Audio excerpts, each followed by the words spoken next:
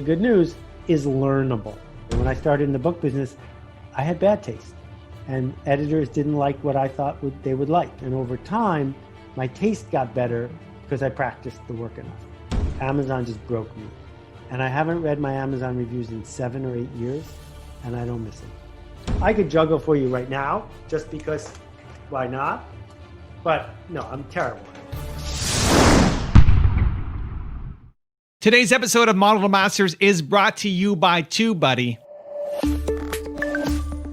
TubeBuddy is your best friend on your road to YouTube success. I use it every day on my channel to get more views and subscribers, automate the boring tasks, and split test my thumbnails and titles. I've done over 3,800 split tests, which have led to results like taking this 5-year-old video that was getting 250 views a day, and just by changing the thumbnail, it blew up to 15,000 views per day. You can get started on TubeBuddy for free at tubebuddy.com/Evan. Ladies and gentlemen, we have a legend in the house, author of a new book called The Practice, which is all about finding your creativity, unleashing your voice, and nothing counts until it ships. Mr. Seth Godin, welcome aboard, man. Thanks, Evan. Great to talk to you. I don't know if you remember, but back in 2010, I asked you who your favorite famous entrepreneur was of all time, and you said Duncan Hines. Duncan Hines, and I got the card here. I have it right behind me. Do you really? Yes. So I was making a line of Entrepreneur Heroes trading cards, which was just I love baseball cards growing up. And I thought, hey, entrepreneurs are heroes. And I asked you who your favorite entrepreneur was. This is a decade ago. And you said Duncan Hines, he built his personal brand and his books around the simple idea, what's good for my readers. And we use these cards to raise $160-something thousand for entrepreneurs through Kiva, doing microloans to 65. That's great. Anyway, why Duncan Hines? I mean, people know him as the cake recipe guy, but he was so much more than that. And you made me dive down to his story. What do you love about Duncan Hines? His autobiography is a hoot. And basically, he was a real person. He was a good eater. And back in the day, you couldn't go to a strange town and eat in a restaurant and not get sick, because locals didn't go to restaurants. They were greasy spoons. They were for people who were from out of town. He was a traveling salesman, and he kept getting sick. And then he would keep notes as to which restaurants he could visit that were safe. And he was also a little cheap. So one year for Christmas, instead of actually giving everyone a present, he was in the printing business, he printed up his list of safe restaurants. And he gave it to people, and they loved it. And so year after year, that list got longer. It was like the Zagat's restaurant guide. And then he started selling the restaurants the right to put a sign up front with his name on it saying, Duncan says this place is okay. And then canned food came along, and he was really in the forefront of turning canned food into something safe. And then someone called him up and said, can I put your name on Cake Mix?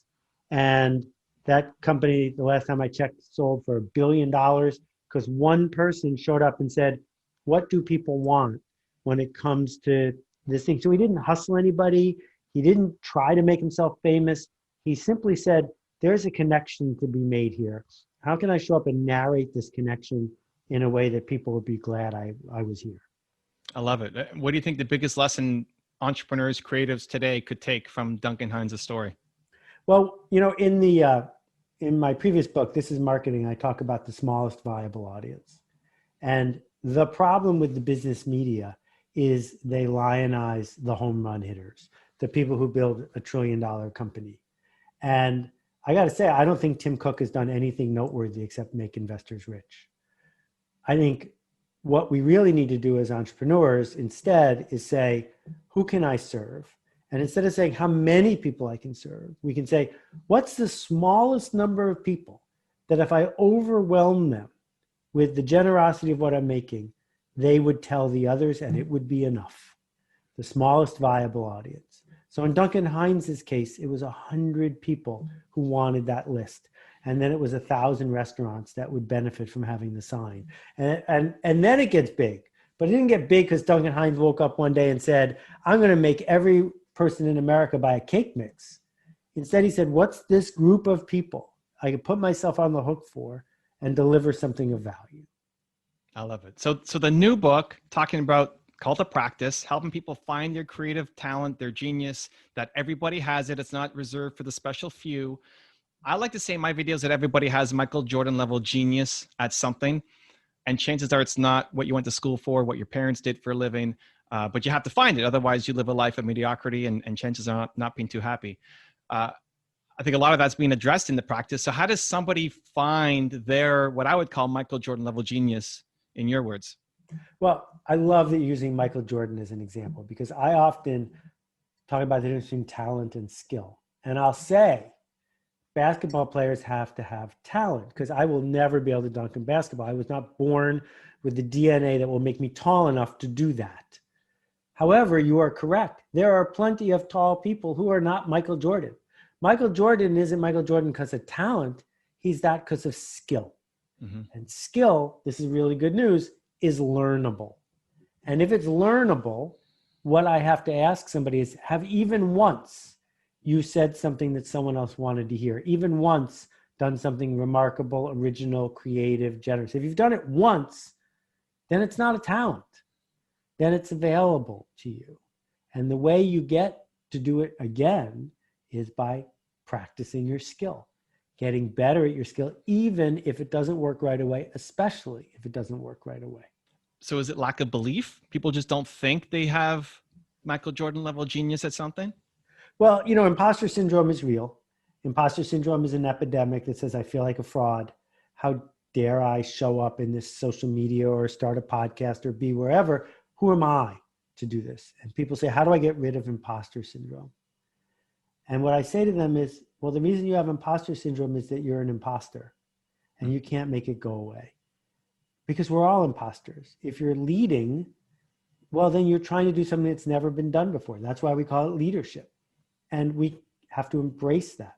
We can embrace it by saying, yeah, of course I feel this way. It means I'm on to something. And that idea that I'm on to something, I can dance with it, is a little bit like saying, I know I'm running the marathon because my legs are tired. If my legs weren't tired, something would be wrong. That's a feature. It's not a bug. So even getting to the place of imposter syndrome, I would presuppose they've created something. They've already made something, and now they feel like an imposter for talking about it. What about even just the belief that you can be creative? A lot of people never even get to imposter syndrome, at least in my head, because they don't even think they have the creative gene inside them. Like, how do you overcome that belief system with people? Yeah, well, the indoctrination runs deep. It runs deep around racial injustice. It runs deep around economic separation. It's been something that's been taught to us from an early age. So I'll give a talk back in the day when people came together for talks, and there's 100 people there, 1,000 people there, and you'll say, any questions? And no one will raise their hand. And then when the talk is over, people run up to ask their secret question. Well, why couldn't they ask their question in front of everyone else? Because they were taught not to, because it might be stupid. It might waste someone's time. It might not be a contribution. And so it runs really deep inside us to say, I don't have any good ideas. Well, no, what you're really saying is, I'm afraid of my bad ideas. I am so afraid of my bad ideas, I'm not willing to say them, even though a good idea might slip in. And so what's the recipe to overcome that? Well, if it doesn't ship, it doesn't count. And the only way you get better at anything is by shipping the work.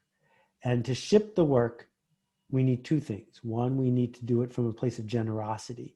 You can't run around hustling people and hope that it'll work, because no one wants to be hustled. No one wakes up in the morning saying, I hope someone will come hustle me. And then the second thing, which is related, is if you're doing it in the right spirit, you need to be completely disconnected from the outcome.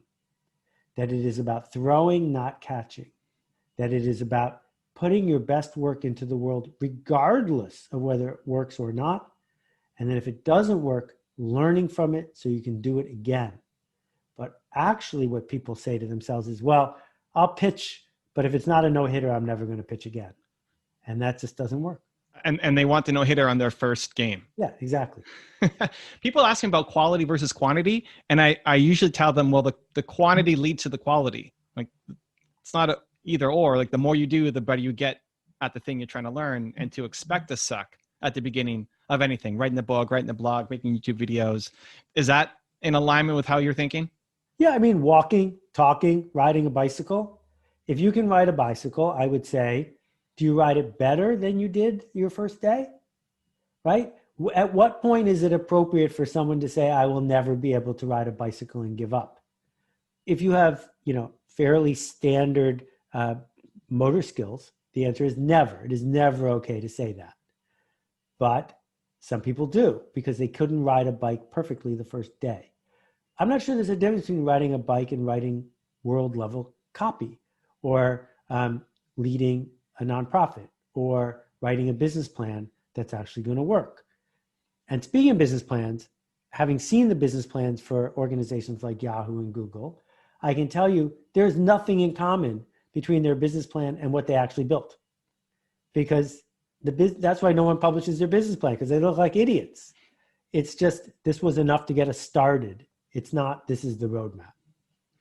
And so is it just a matter of, like you do with your blog, is I'm going to write something every single day and put it up? I love the idea of streaks. So I'm 7,500 blog posts in a row, and there will be a blog post tomorrow, and it won't come out because it's perfect. It will come out because it's tomorrow.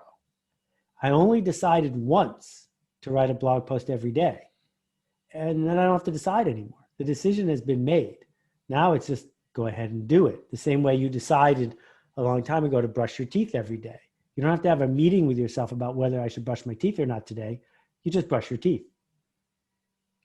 One of the things I've admired the most about you is that consistency of writing the blog posts and creating the books. And there's always something new coming out. I've tried to do it with my YouTube channel, 6,000 plus videos on the channel now. Wow. Over 11 years. 2019 was my first video upload. One of the things that really terrified me was being the aging rock star, of having some big hit when you're 20 or 30. And then you just keep repeating the same hit every time you're going on tour, singing the same songs and not creating anything new. And what I love about what you're doing is there's always something new. You might reference an old book or an old blog post, but it's like you're creating something new right now. And tomorrow there's something new coming out as well. So for the people who may feel like, well, I had some hit that worked, but then now nothing else seems to match up. So I guess I just keep repeating that same record.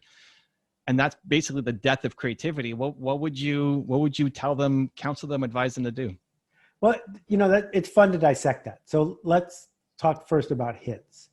I have never had a blog post that won the internet, right? I've never had a blog post that everyone read. I'm thrilled by that, because that sort of hit where you fall off the power law curve really messes with your head, because then you try to recreate it, right? So if you think about Joni Mitchell or Ricky Lee Jones, it took them many records to get over the fact that they had a monster hit, because they were trying to reproduce something they had never set out to do in the first place, which was the market wanted them to play covers of themselves, and they decided they wanted to go down a different path. But on the other hand, genre matters. And when we show up in the world with our work, our audience wants it to remind them of us, that we are always playing covers of ourselves. And, in Dylan's case, you can't even recognize the old songs when he sings them today because he intentionally mumbles them. But if you buy something from Nike, you don't want to buy a candy bar from them because it doesn't remind you of Nike. And when you go and watch, Lin-Manuel Miranda's new play, you want it to, at some level, remind you of Hamilton, because genre matters. And coming up with something that rhymes with itself is a discipline that gives us boundaries to be creative. When you talk about recognizing the throw and not the catch, it's not about the results. Are you then just tying your self-esteem to the effort you're putting in? Like, did I show up today and give my best? Is that how you're doing it internally? I don't think so. So juggling, right? If you want to learn how to juggle, what most people do is they focus on catching, because it's when you drop the ball that it's so embarrassing. Right. When you watch a juggler and they drop the ball, you go, oh. But if you try to catch it, you're going to lunge. And lunging destroys everything there is about juggling. You cannot lunge and continue to juggle. And so everybody who knows how to juggle focuses on throwing. They are intending to end up being a good juggler, but they understand throwing is the secret to the whole thing. Because if you get good at throwing, the catching takes care of itself. And what I'm trying to say by disassociating ourselves from the outcome is this.